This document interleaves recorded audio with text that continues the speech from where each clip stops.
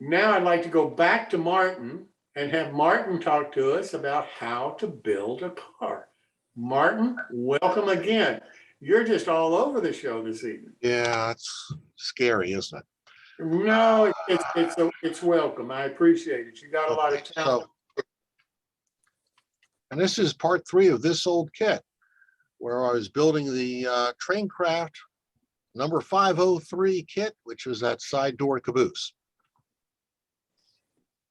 Not sure how I managed to remember it was the 503. Okay, well, in any case, stuff creeps into your brain and never leaves. It's terrible. So pick up where we left off. We'll do the roof, install the fiddly bits, paint, and finish it all in, I don't know, 20 slides. Probably flying by in a slow moving movie at this point. So where we were on the roof, we had a cupola. It fits on there, nice and neat, not any problem. Got some holes for some stack and a vent, more holes for windows and doors. Just a matter of putting all the parts where they belong. It's simple, right? Okay, well, I added, I changed, instead of the cardboard that came with it, I used 1/32 scribe siding. Those are Berkshire Valley roof walk supports. You could use Grant line or just cut some 3x3s or 3x4 pieces of wood to fit. It doesn't really matter that much. They're going to be under the roof walk. Nobody will see them anyhow. The only person who has to worry about them is you. You fit them up nice. You fit the scribe siding up right next to this groove. You want a nice tight fit where the cupola goes back in. And of course, yeah, do check that the cupola does go back in. Forcing it in later is going to make a mess. So that's just glued down with some carpenter's glue and some weights. Cupola still fits. Hooray. We didn't mess that up too badly yet. Okay, side details. We got the door castings, just test fit them. Test fitting them because you got to know where to put the ladders. There's a ladder that goes next to it. There's a step that goes under it. All these other pieces go in various locations. You need to map that out in advance. I've already put the toolbox in, but you know where things are going to go in advance. It solves your problems later. You can see immediately one interesting problem, that these ladders are a lot longer than they need to be. So you're going to have to get your Dremel and cutoff wheel out, shorten the ladder just a little bit. Particularly so you want to have your stirrup step under the ladder or close to being underneath the ladder. So we put some details on. We have our ladders are in there. I actually glue them in place and then I drill and pin them in place because I'm not going to trust the glue. Things break off. So the stirrup steps went on first and the ladder went on top of it, offset a little bit. Drill a hole, drop the wire, grabs in, easy enough to do. Put the roof walks on. So remember the cardboard template showed you where all these roof walks went and the underboard, the support boards are underneath them. So that's pretty easy. Just follow the pictures. Everything lines up neatly. Okay, on to the ends. Okay, so I've added a few things. We've cut and fit ladders. This is the brake platform that came with the kit, but I've added a precision scale brake wheel, ratchet and pawl casting, and a stirrup for the brake shaft to fit into, air hoses on a brass angle that has been drilled out and soldered together.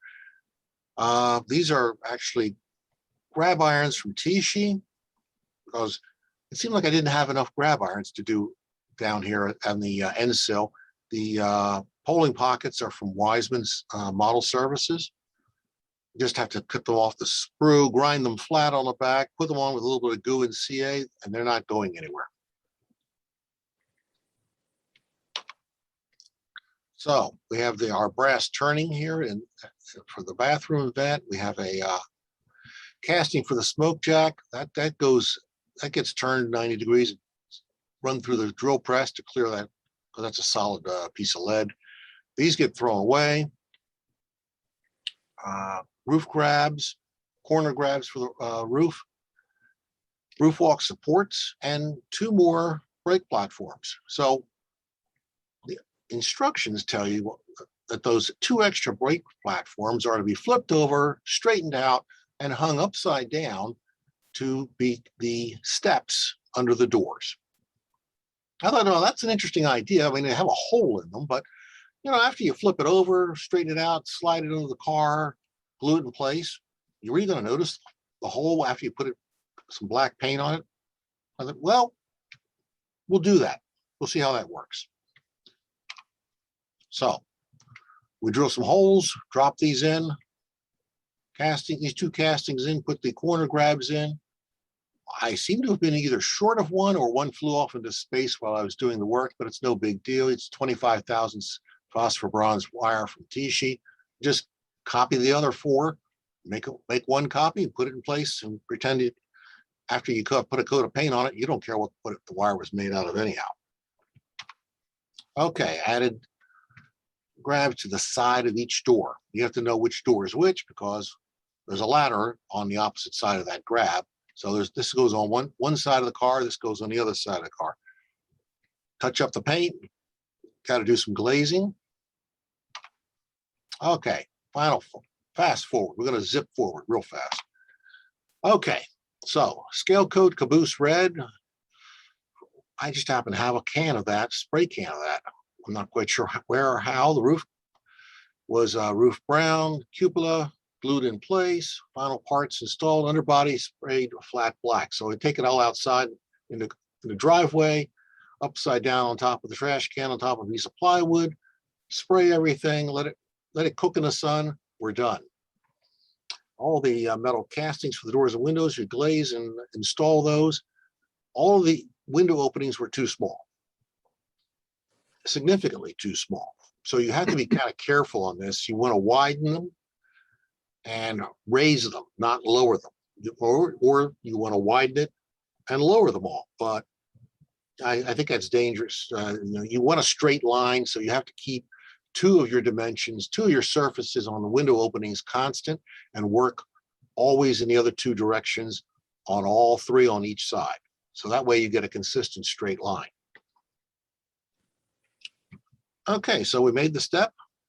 It doesn't look too bad. I can see the hole, but I can live with that. Oh, it's a drainage hole in case ice forms or something. You make up a good story. It'll work. And you go back and touch everything else up with some steam black. And at the time, I put a pair of arch bars underneath of it. And I decided I didn't like those actually because didn't have the leaf springs. And I thought I've got to have something better somewhere.